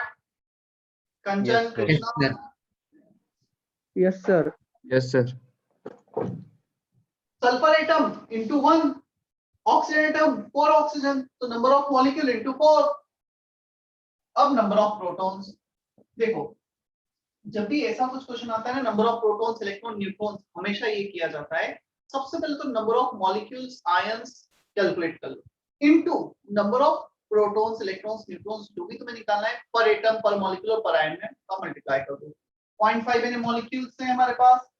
अब एक मॉलिक्यूल, एक आयन में कितने प्रोटॉन्स है? सल्फर में होते हैं 16 प्रोटॉन्स, ऑक्सीजन में 8 into 4, clear? 4 oxygen 8 into 4। So number of protons in one ion into number of ions, दोनों को मल्टीप्लाई करना है। एक आयन में जितने प्रोटॉन्स हैं into total ions। Is that okay? क्या इतना क्लियर है हमें? अब आते हैं इलेक्ट्रॉन्स पर। Sulphur 16 electrons, oxygen 8 into 4 electrons, 2 extra electrons are there. यहाँ पे 2 एक्स्ट्रा इलेक्ट्रॉन है तो यहाँ पे +2 कर दिया। -2 charge means 2 extra electron. By chance positive charge होता तो हमें 2 इलेक्ट्रॉन कम करने पर -2 कर देते। क्लियर? क्या हमें इतना समझ में आ रहा है?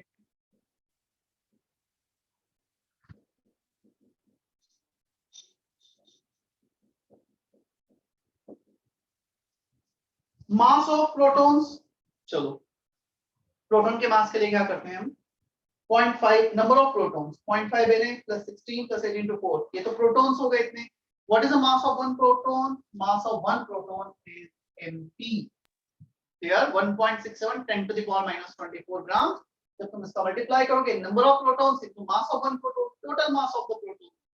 वैसे हमने देखा था Na into mp होता है 1। क्लियर? ये दोनों का प्रोडक्ट तो 1 हो जाएगा। आंसर आ जाएगा 16 + 64, एक मिनट, हाँ 16 + 32, 48, 48 into 0.5 24 ग्राम। तो इसका आंसर आएगा 24 ग्राम और टोटल 48 दे रखा है। होना भी चाहिए क्योंकि प्रोटॉन्स और न्यूट्रॉन्स इक्वल हैं और दोनों के कारण ही तो मास होता है ना। प्रोटॉन्स का मास होता है न्यूट्रॉन्स का, तो टोटल मास का हाफ। क्लियर? इस एग्जांपल में। बट ऐसा कोई एग्जांपल होता है जिसमें न्यूट्रॉन्स कुछ अलग हो जाते हैं, जैसे फास्फोरस है 15 प्रोटॉन्स 16 न्यूट्रॉन्स, तो फिर वो सेम नहीं होता ना। Please check specially last 3 answers और कुछ डाउट तो क्लियर करो। गार्गी का मैसेज था B part again. Number of ions, Gargi हमारे पास फर्स्ट ऑप्शन में नंबर ऑफ मोल्स आ गए 0.5। क्लियर? अब हमने ये वाला फॉर्मूला यूज कर लिया, number of moles number of ions upon Avogadro's number. Na को मल्टीप्लाई कर दिया, इसको 0.5 लिख दिया, 0.5 Na। इसको ऐसे भी इंटरप्रेट कर सकते हो, 1 मोल होता तो कितने आयंस होते? Na ions 6.02 10⁻23 ions. Now if we have 0.5 mole, 0.5 into Na ions, 10 होते तो 10 into Na ions। Is that okay?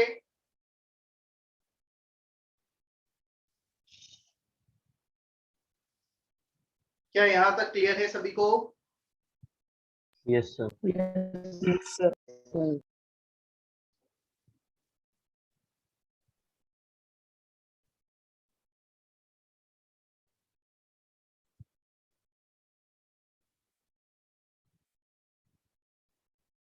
So will you please explain G part? Yes.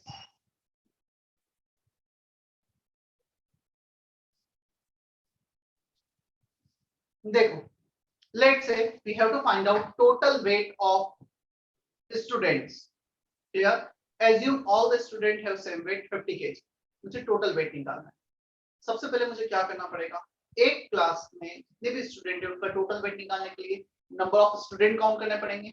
Let's say number of students है 39, तो total weight कितना होगा? 39 into weight of one student 50 kg। क्या ये total weight हो जाएगा? इतना समझ में आता है? Yes. Yes, sir. हमें बताना है मास of proton. So mass of one proton into total number of protons present, क्या mass of all the protons मिल जाएगा हमें?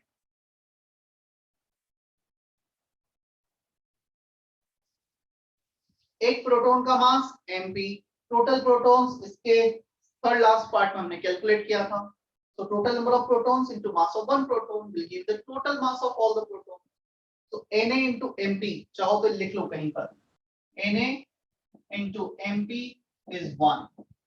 उसको डिफाइन उस वे में किया गया है ना, 1 ग्राम। सर तुमने जो 48/90 वो जो लिखा था वो 90 कैसे आया? 96 लिखा था, 90 नहीं लिखा था। Okay sir. चेक कर, 96 लिखा है ना? Yes. पहले अच्छा तेरे दो क्वेश्चन हो सकते हैं, वो 96 कैसे आया या 96 क्या है, कैसे आया वो तो मैं बता दूंगा, क्या है ये समझ में आता है क्या? What is that 96? यदि ये फॉर्मूला है और डिनोमिनेटर में 96 लिखा है तो ये क्या चीज है मुझे बताओ। नहीं सर, मुझे लगा वो है ना 90 है। 96 है क्या? 96 समझ में आता है? 96 क्या है? Sir okay. 96 मोलार मास है, sulphur 32, oxygen 4 into 16। Clear? Yes sir. Sir, for finding number of S atoms, O atoms, why did we multiply 0.5 Na? फिर से रिपीट करो। So for finding number of S atoms and O atoms, we multiplied 0.5 Na. Basically, what you are doing during calculation of number of sulfur atoms and number of oxygen atom, first you are taking the total number of ions into number of sulfur atom in one ion. How many hands are there? Total number of people into 2. How many sulfur atoms are there? Total number of ions, which is 0.5 Na, जो हमें second part में मिले थे, into 1, which is the number of atoms per ion. How many oxygen atoms are there? Number of ions 0.5 Na into 4, which is the number of oxygen atom per ion. Total ions, number of oxygen atom per ion will give total oxygen atom. कितने eyes है एक room में, कितने number of peoples है into 2, कितने sulphur है जितने number of ions है इनटू 1, कितने ऑक्सीजन है जितने नंबर ऑफ आयंस है इनटू 4। क्लियर है अभी? Yes.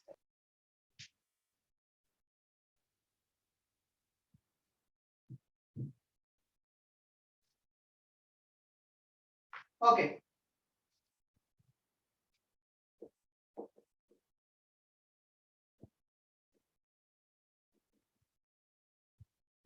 average atomic mass.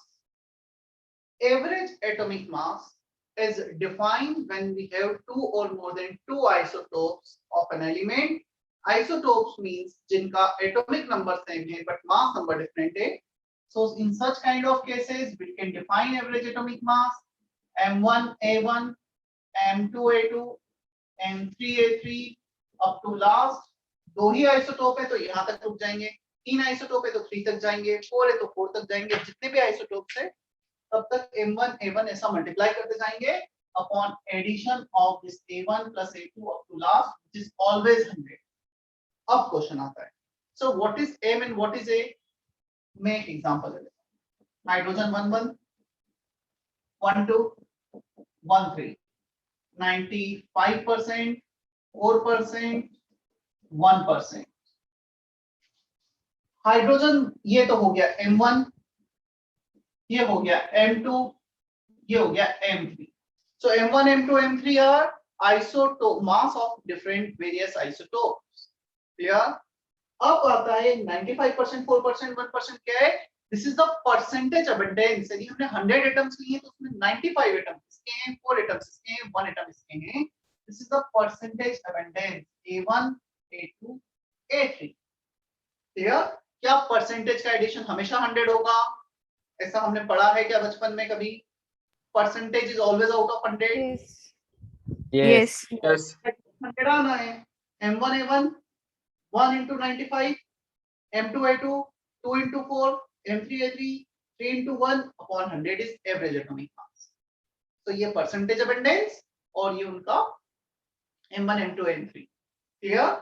और हमें ये हमेशा ध्यान रखना है A1 plus A2 plus A3 is 100. कल एक क्वेश्चन किया था क्लास में जिसमें A1 95% आई थिंक दे रखा था, 79% दे रखा था. A2 A3 हमें A3 पूछा था और A2 भी नहीं दिया था. सो इस इक्वेशन से मैं रिप्लेस करना था. 21 minus A2, 21 minus A3 is A2, यहाँ पे लिख के सॉल्व करना था. याद है कौन सा क्वेश्चन था? 11th 12th कोई तो क्वेश्चन था शायद, लास्ट क्लास में किया था शाम को. Yes sir. याद है ऐसा? Yes, sir. Yes, sir. So average atomic mass is clear to everyone. Yes, sir. Yes, sir. Yes, sir. Basically this A1, A2, A3 they are the percentage by mole. मतलब यदि हमने 100 moles total लिए तो इसके कितने moles होंगे, इसके कितने होंगे, इसके कितने होंगे, वो ठीक है. Now if we take average molecular mass,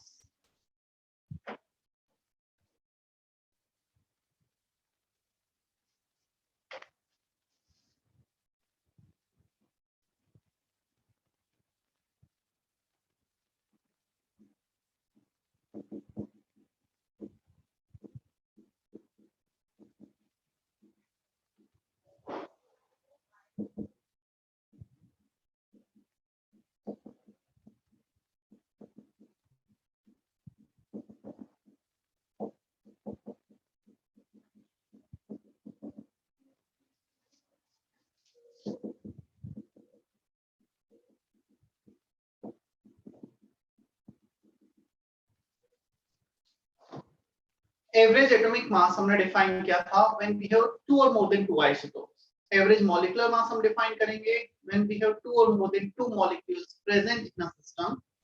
M average total weight by total moles. जितने भी substances सबके weight को add कर दिया और total moles को add कर दिया. Question is, sir, how we get this kind of formula? So we are getting this formula from here. ये formula हमने देखा है, number of moles is weight by molar mass. Cross multiply कर दो, एक से ज्यादा सब्सटेंस है तो m एवरेज सबका वेट सबके मोल्स का एडिशन, तो total weight by total moles 1 + 2 + 3, 2 है तो 2 तक, 3 है तो 3 तक एंड सो ऑन. अब ये परसेंटेज नहीं है, ये मोल्स हैं तो इनका एडिशन 100 नहीं होगा. यहाँ पर W1 को रिप्लेस किया है N1 M1 से. सर ये कैसे आया? Moles of substance 1 weight of substance 1 upon molar weight of substance 1, इसको मल्टीप्लाई कर दो तो फर्स्ट सब्सटेंस का वेट उसके मोल्स इनटू उसका molar mass. W2 N2 M2. क्या समझ में आ रहा है इतना हमें? Yes, sir.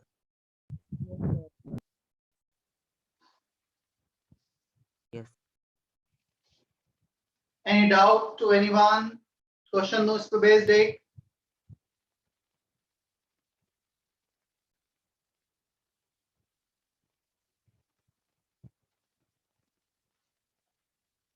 मधुरा क्लियर है? Yes, sir. पूरा Yes, sir. Rahul, Sanika,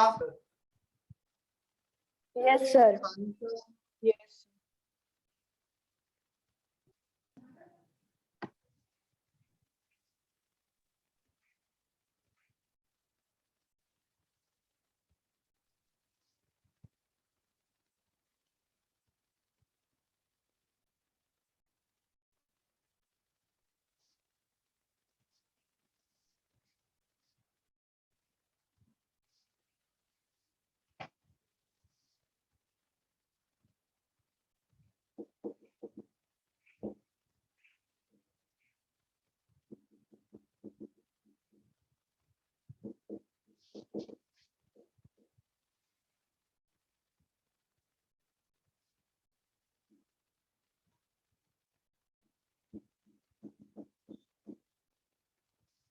find M average for a mixture containing N to 2 moles, O to 4 moles and N to 3.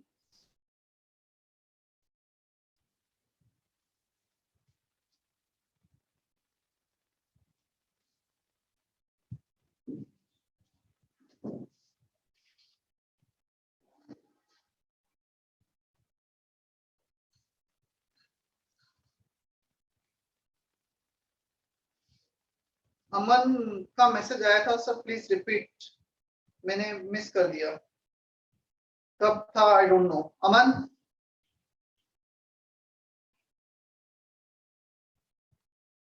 Aman can you hear me?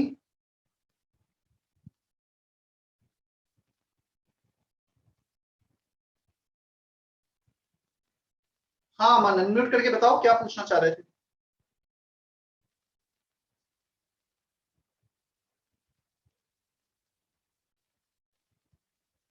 Isha, sir, how to find number of neutrons in case of phosphorus?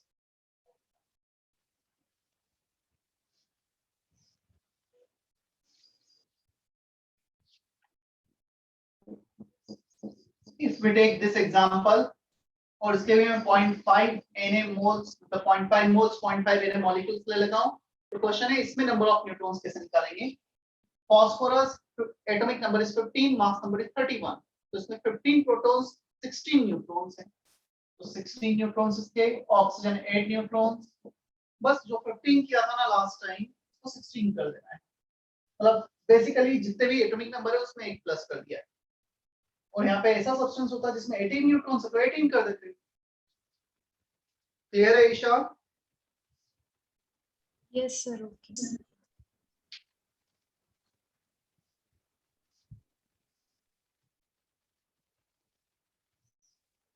Sir, Yes. sir, I can't I'm getting echo in your voice. Either you can type in chat box. sir. Yes. Sir average molecular mass है ना sir, उसमें थोड़ा सा problem आ रहा sir, वो repeat करने के लिए बोला था सर। अच्छा अभी क्लियर है? Yes sir.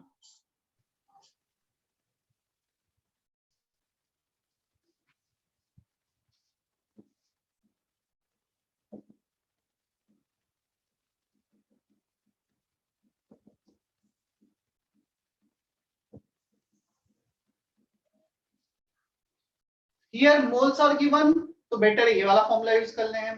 यदि वेट दिया होता तो W1 plus W2 plus W3 upon this ऐसा यूज कर। N1 कितना है? 2 moles, molar mass 28, N2 4 moles, molar mass 32, N3 3 moles, molar mass 28 plus 16 44 upon 2 plus 4 plus 3. Living calculation for you. Is that okay? Yes, sir.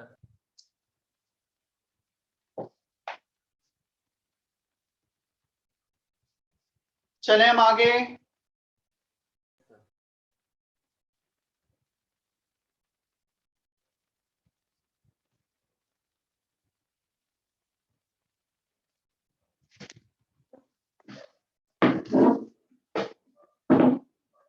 कुछ pending है या हो गया है सब कुछ?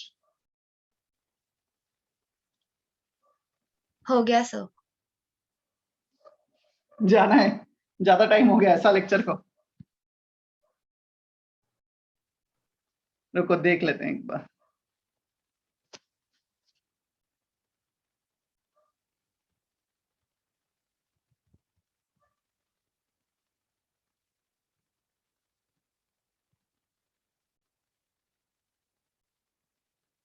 जब तुम ये लेक्चर नोट्स कॉपी करोगे, यदि नहीं किए तो बीच में जो एग्जांपल्स आएंगे ना उन्हें खुद से प्रैक्टिस भी करते चले जाना, ठीक है? और जिन्होंने कॉपी कर ली है वो अब कर लेना प्रैक्टिस।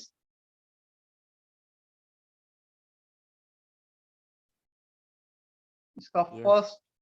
फर्स्ट पार्ट तो कंप्लीट हो गया है। Let me check the second part.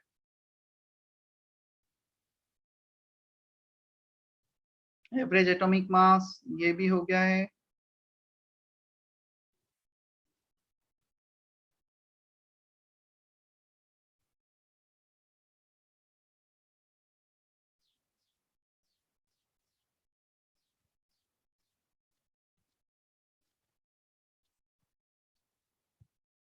Second part is also done.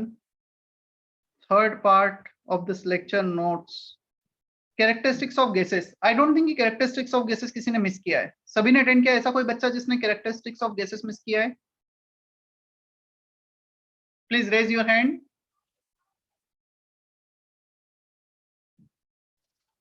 यदि किया है तो मैं एक्सप्लेन कर देता हूं।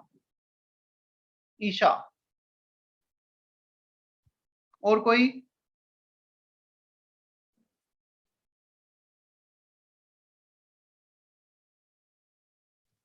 ठीक है, बस ईशा ये।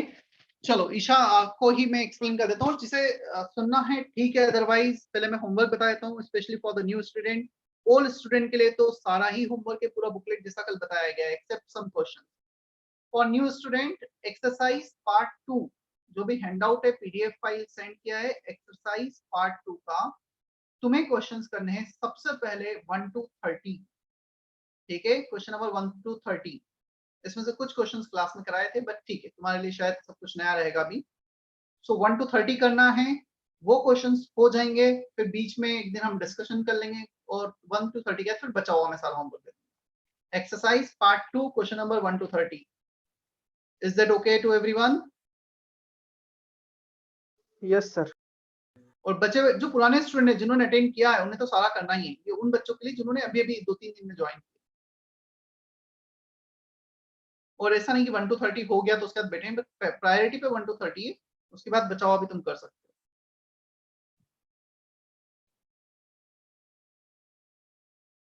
हाँ, अब जिन्हें जाना है वो जा सकता है, जिन्हें कैरेक्टरिस्टिक्स ऑफ गैसेस सुनना है सुन सकता है, it's up to you, you may leave now if you want.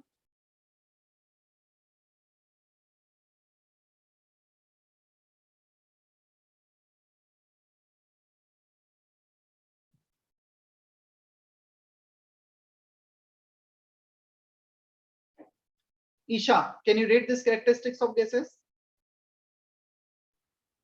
Yes, sir. Gases or their mixtures are homogeneous in composition. Gases have very low density due to negligible intermolecular forces. Gases have infinite expansibility and high compressibility. Gases exert pressure. Gases possess high diffusibility. Gases do not have definite shape and volume like liquids. Gases molecules moves very rapidly in all direction in random manner. That is, gases have highest kinetic energy. So gases and their mixture are homogeneous in nature. The word homogeneous means they are same throughout the bulk. उनका जो composition है, उनकी जो density है वो same होगी, that will not vary. State of matter same होगा. Gases have low density due to negligible intermolecular forces. बहुत कम density होगी, that we can compress them up to very high value because of less density. Clear? Third point, gases have definite infinite expansibility. मतलब यदि तुम उन्हें expansion को option दोगे, gases molecule infinite distance तक move करेंगे, एक्सपैंड होते चले जाएंगे, जब तक हम उनको उनकी बाउंड्री कुछ रेस्ट्रिक्ट नहीं करेंगे किसी बाउंड्री से, वो एक्सपांशन होता चला जाएगा। Gases exert pressure when they are moving, they are colliding with the wall of the container, and during this collision they can exert certain pressure. Clear? जो हम फील करते हैं, हम बेसिकली एटमॉस्फेरिक एयर हो गई, वो अर्थ के सरफेस पे प्रेशर एक्सर्ट कर रही है, हम रूम में बैठे हैं, फैन ऑन है, हम पे एयर आ रही है, वो प्रेशर एक्सर्ट कर रही है। Gases have high diffusibility. High diffusibility means they have high tendency to intermix with each other. Clear? वो इंटरमिक्स काफी जल्दी होती हैं, बहुत ज्यादा मूव करती हैं एक पॉइंट से दूसरे पॉइंट पर। Gases do not have definite shape and volume. इनका शेप और वॉल्यूम डेफिनेट नहीं होता है, जिस कंटेनर में रखा उसका ही वॉल्यूम इनका वॉल्यूम हो जाएगा, उसका शेप इनका शेप हो जाएगा। Gases molecules move very rapidly in all the direction in random manner. They are moving everywhere. If this is the vessel, here they are moving everywhere. कुछ molecules यहाँ पे मूव कर रहे हैं, कुछ molecules यहाँ मूव कर रहे हैं, हर डायरेक्शन में random movement है। Clear?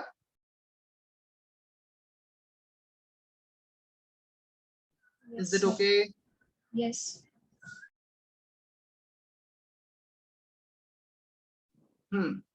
Krishna, read 8 to 11. Yes, sir. Gaseous molecules collide with one another and also with the walls of container.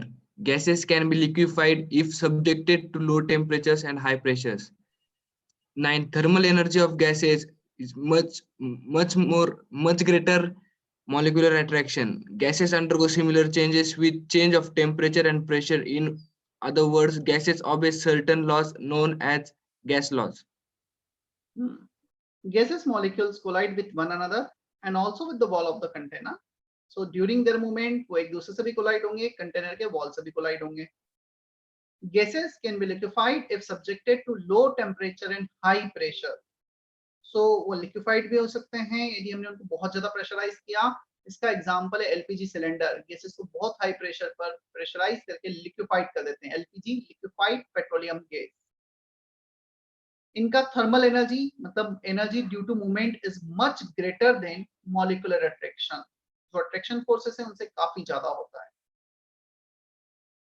या इसके बाद है next point, gases undergo similar change with the change of temperature। 11th point बहुत अच्छे से gases state में मैं explain करूंगा, क्लियर, वहां पे स्टार्टिंग यहीं से करेंगे। चलो इसके बाद क्या ये भी अटेंड नहीं किया था तुमने कल? ये नहीं हुआ था ना टेम्परेचर, यहाँ से हुआ था, परसों हो गया था शायद, राइट? Yes, sir. हाँ सर, परसों। So various scales of temperature are related in this manner. Temperature in degree Celsius -0 upon 100 -0, Kelvin -273 upon 373 -273, Fahrenheit -32 upon 212 -32। Clear? ये degree Celsius, kelvin and Fahrenheit का रिलेशन है। इसको हमें याद कैसे रखना है? जो जीरो है ना, जो ऊपर माइनस किया है हमने, ये सारे freezing point of water है in their respective scale in degree Celsius, in Kelvin and in Fahrenheit। और जो नीचे क्या है 100 -0 boiling point of water minus freezing point of water in degree, second में Kelvin और थर्ड में Fahrenheit। 212 Fahrenheit ये boiling point होता है, 32 Fahrenheit freezing point होता है। Is that okay? Yes sir।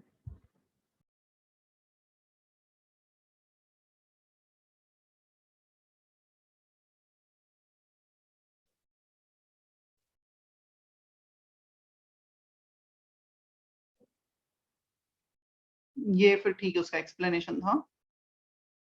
Volume of gas is the volume of vessel and their various unit. मतलब इसमें याद रखने का ही, आई डोंट थिंक कि मुझे कुछ एक्सप्लेनेशन देने की जरूरत है। Metre cube, 1000 litre, litre and decimetre cube both are same, millilitre and centimetre cube both are same. लिखना है और याद रखना है, ठीक है। Various units of volume and their relation. इसके बाद pressure and various unit of pressure, atmospheric pressure, centimetre, millimetre of H G. Again ये भी बहुत ऐसा कुछ एक्सप्लेनेशन का नहीं है, इसमें यूनिट्स हैं, इनका इंटर कन्वर्जन वो हमें ध्यान रखना है। क्लियर है? ईशा, कृष्णा और भी जो नए बच्चे जिन्होंने लेक्चर अटेंड नहीं Yes, किया sir। था, मतलब Yes, एक sir. बार लेक्चर नोट्स बना लेना पूरे, आज ही ट्राई करना, आज खत्म करो, नहीं तो कल संडे कल कर लेना, बट कल तक मैक्सिमम, ताकि मंडे से हमारा केमिस्ट्री अप टू डेट है। अब हम एकदम फ्रेश स्टार्ट, मतलब एकदम वो बेसिक से स्टार्ट कर सकते हैं, कुछ भी ऐसा फील नहीं हुआ कि कुछ छूटा है। पहले लेक्चर नोट्स कंप्लीट करना है, फिर होमवर्क भी करना है, बिना प्रैक्टिस के चैप्टर कंप्लीट नहीं होता है। चलो ठीक है इतना, फिर आई थिंक इसके बाद से तो तुम्हें पढ़ाई था, लास्ट हेडिंग थी, बाकी कल का था फिर।